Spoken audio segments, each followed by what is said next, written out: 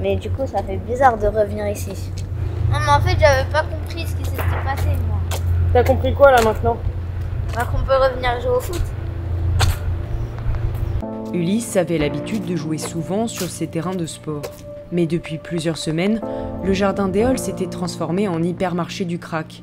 Et ce collégien du quartier avait dû changer ses habitudes. Il y avait trop de gens qui utilisaient les terrains, pas pour jouer au foot.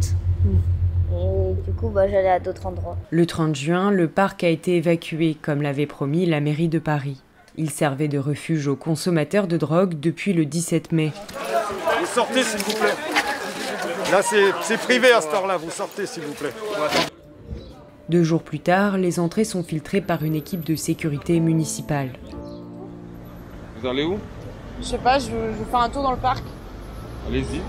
Merci. Depuis, le parc a retrouvé un semblant de tranquillité.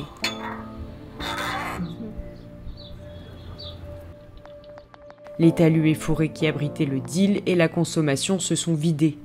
Mais les autorités jouent au chat et à la souris avec les toxicomanes.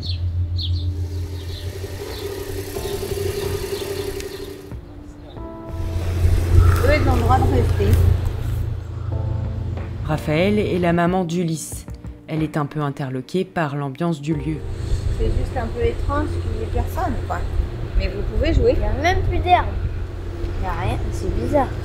Ça faisait un moment qu'on n'avait pas traversé, que c'était si calme, mais c'est presque inquiétant. Et surtout, dès qu'on sort du jardin, tout le monde est là, un petit peu en errance. Il y a beaucoup de gens là-bas. Si les toxicomanes ont été évacués du parc, beaucoup errent désormais sur le trottoir, à quelques mètres de là.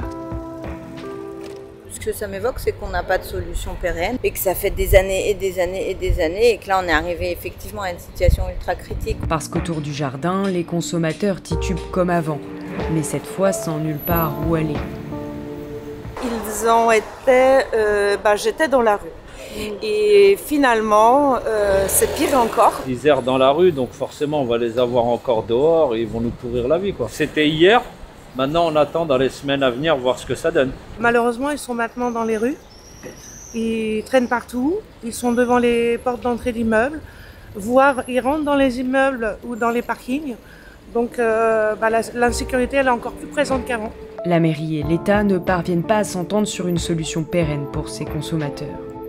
Raphaël, elle, fait partie des rares riverains à défendre l'ouverture d'une salle de consommation à moindre risque dans le quartier. On est quand même plusieurs à penser que ça fait tellement de temps qu'on voit des gens malades et qui sont complètement délaissés qu'on préférerait qu'ils soient pris en charge ici, que ce soit même en fait, même pour les enfants, que ce soit un tout petit peu exemplaire et que les associations puissent intervenir dans ces lieux aussi. Cette solution, c'est aussi celle préconisée par la mairie de Paris, qui recommande l'ouverture de plusieurs de ces salles dans la capitale et autour.